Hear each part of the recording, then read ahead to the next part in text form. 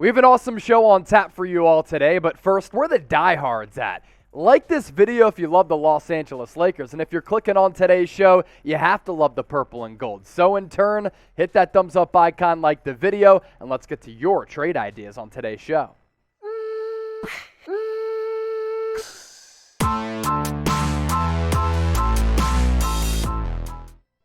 You're watching the Lakers Report by Chat Sports. I'm Chase Senior. Hope all of you are having an awesome weekend. And if you're watching this tomorrow, hopefully your weeks are off to a really good start. So we're doing something pretty interesting on today's show. We reached out to the audience and we asked you to come up with trade ideas. And we're going to run through all of them. And whether or not they work for the Los Angeles Lakers or not, we'll break them all down on today's show. So we start off with Christopher Berube's idea. And hopefully I pronounce all of your names correctly. If I didn't, then I am just an absolute fraud and you can shred me in the comments section. But this trade idea coming in from Christopher, Lakers would receive DeMar DeRozan, Patrick Williams, Alex Caruso. The Bulls would get back Russell Westbrook, Anthony Davis, and a first-round pick. Now, this deal, interesting for a variety of reasons. DeMar DeRozan had wanted to go to the Lakers prior to signing with the Chicago Bulls and NBA free agency, in which about through the halfway point of the year,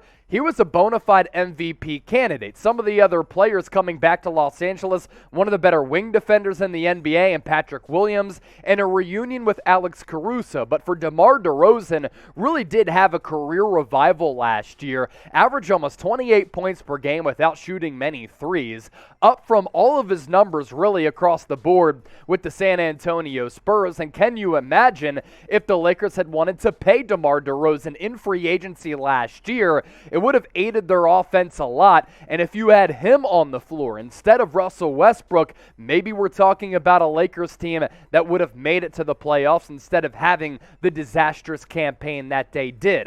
As for Patrick Williams, I'd really like him on this team. He's a really good wing defender. Coming out of Florida State 2 years ago, he proved to be a better rookie than a lot of people had anticipated, and last year he was injured a lot, then came back at the end of the year, can shoot the three, can play a little defense.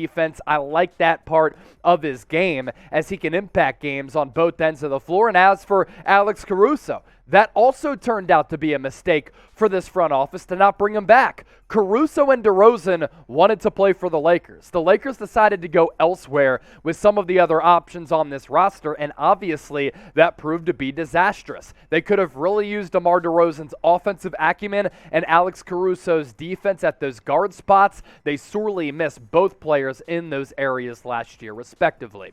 So if you had to pick one to trade for, and you'd have to give up Anthony Davis in this deal, this is going to be the pinned comment on today's video. So if you get hit with that YouTube ad break, perfect opportunity for you to scroll on down and get your votes in. And by the time you do that, we'll be back rolling. Pick one player to trade for. DD for DeMar DeRozan, ZL for Zach LaVine. Two really good players. Let me know who you'd rather have in a Lakers uniform in the comment section right now.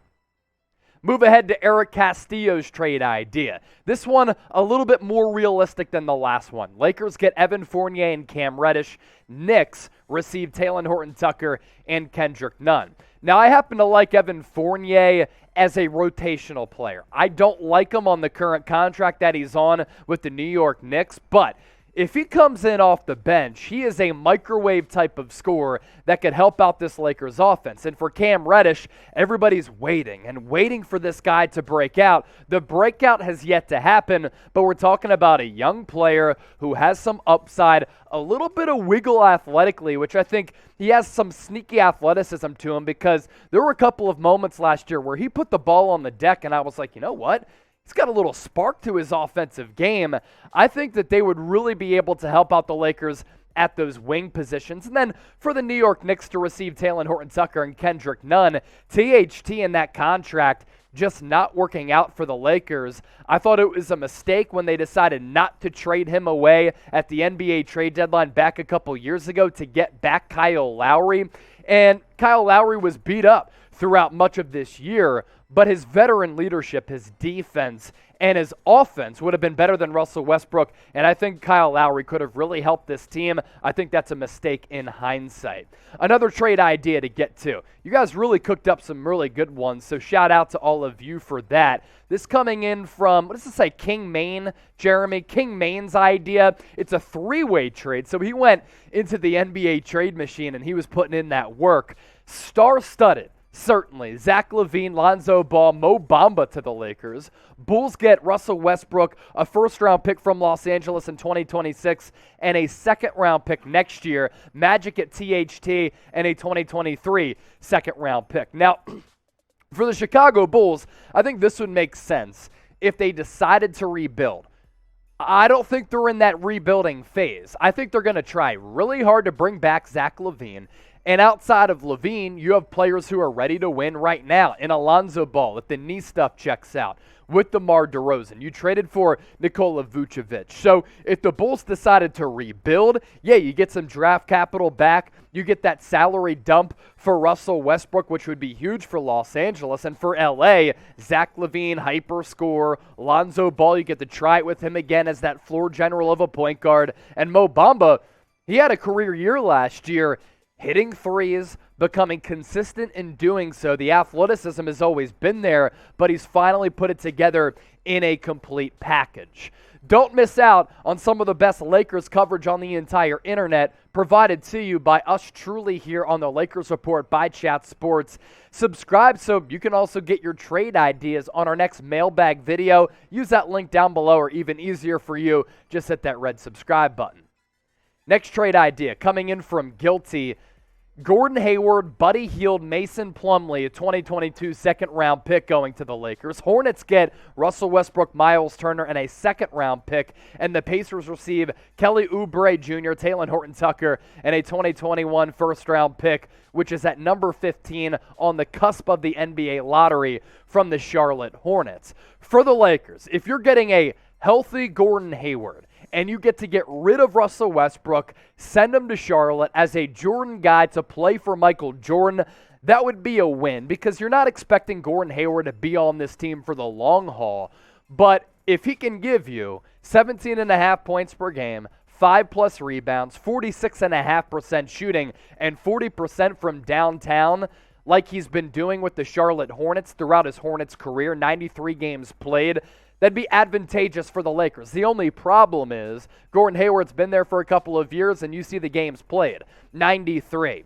Ever since that brutal injury that he suffered in his first game as a Boston Celtic against the Cleveland Cavaliers, hasn't been the same player, unfortunately. He got the bag, he suffered the injury, and from that point on, he's been compensating a little bit on his lower half, and because of that, it's lended itself to him suffering a lot of injuries, and it's been unfortunate. But when he's been on the floor, he's been pretty solid, and the Lakers' mission this year, this offseason, might be to rid themselves of the drama for Russell Westbrook, the play of Russ, as well as that salary as well, which is well north of $40 million. I want to put you to the test here, because Buddy Hield coming to the Lakers would give them a floor spacer as well. That's why I happen to like that trade idea among some of these trade ideas that we're talking about, because it's realistic and you get some really good players back in return. Yes, in that trade idea, it's Hayward and Hield to LA, but if you had to pick one, who's the better player? G for Gordon Hayward, B for Buddy Hield. I'm taking all of your responses right now down in the comment section. Siobhan Hayward with another three-teamer. Lakers receive De'Aaron Fox and Evan Fournier, going to the Mecca of New York City as Russell Westbrook, and the Kings get the disgruntled Julius Randle. Julius Randle had a bad year last year for New York, and there was a lot of drama that followed him around, and I thought his body language was terrible, his attitude was terrible. Take that with you to Sacramento, where they haven't made it to the playoffs in about 2 decades. For the Lakers, though, De'Aaron Fox, a playmaking, athletic, baseline to baseline, ooh and ah type of guard who can really wow you athletically. His game kind of wanes from a consistency perspective, but he's better than any point guard on the current roster right now, and I'd take him over Russell Westbrook for sure. And I talked about Evan Fournier being a good wing coming in off the bench who can give you, let's say, 14 to 18 points per game every single night. if you have an opportunity and the Lakers are successful in moving off of Russell Westbrook, that's a win. I don't think he's a winning player. I hate the efficiency or lack thereof in his game. He's never shown the willingness to adjust and change the way that he plays. And because of that, this stylistically, is really, really frustrating. And it isn't conducive to winning games when it matters the most in the end of the regular season and in the playoffs. So if you can move off of Russell Westbrook, that is a huge win.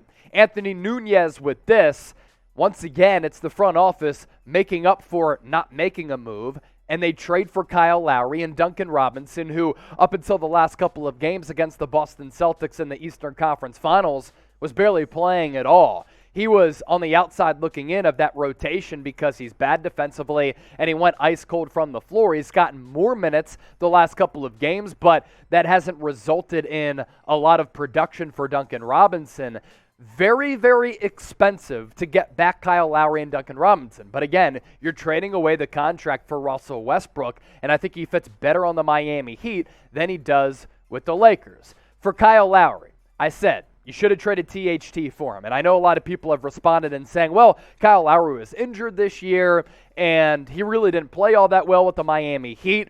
Sometimes his impact is not felt on the stat sheet. Leadership, defense, intangibles, basketball IQ, and I've watched so much of the NBA playoffs up to this point because that's my job. I felt as though in the Eastern Conference Finals before Game 6, Kyle Lowry didn't hit a single shot. And then he played really, really well when the Heat had their backs facing the wall going up against elimination, and I just love the dog mentality that Kyle Lowry has, and I think the Lakers need more of that. 63 games this year with the Miami Heat, 13 points per game, 44% shooter, nearly 38% from the beyond the arc with volume there, and 7.5 assists.